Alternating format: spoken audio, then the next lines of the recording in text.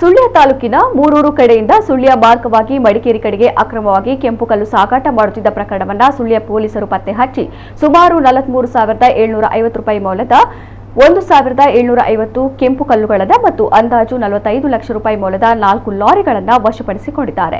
ಸುಳ್ಯ ಪೊಲೀಸರು ಖಚಿತ ಮಾಹಿತಿ ಮೇರೆಗೆ ಜಾಲ್ಸೂರು ಗ್ರಾಮದ ಅಡ್ಕಾರು ಬಳಿ ವಾಹನಗಳನ್ನು ತಡೆದು ಪರಿಶೀಲನಾ ಕಾರ್ಯ ನಡೆಸಿದಾಗ ಕೆಂಪು ಕಲ್ಲುಗಳನ್ನು ಅಕ್ರಮವಾಗಿ ಸಾಗಾಟ ಮಾಡುತ್ತಿದ್ದ ಈ ಪ್ರಕರಣ ಬೆಳಕಿಗೆ ಬಂದಿದೆ. ಈ ಬಗ್ಗೆ ಲಾರಿಗಳ ಚಾಲಕರು ಹಾಗೂ ಮಾಲಕರ ವಿರುದ್ಧ ಕರ್ನಾಟಕ ಮೈನರ್ ಮಿನರಲ್ಸ್ ನಿಯಂತ್ರಣ ಮತ್ತು ಅಭಿವೃದ್ಧಿ ಕಾಯ್ದೆಯ ಅನ್ವಯ ಪ್ರಕರಣವನ್ನು ದಾಖಲಿಸಿ ತನಿಖೆ ನಡೆಸಲಾಗುತ್ತಿದೆ ಎಂದು ಪೊಲೀಸ್ ಪ್ರಕಟಣೆ ತಿಳಿಸಿದೆ.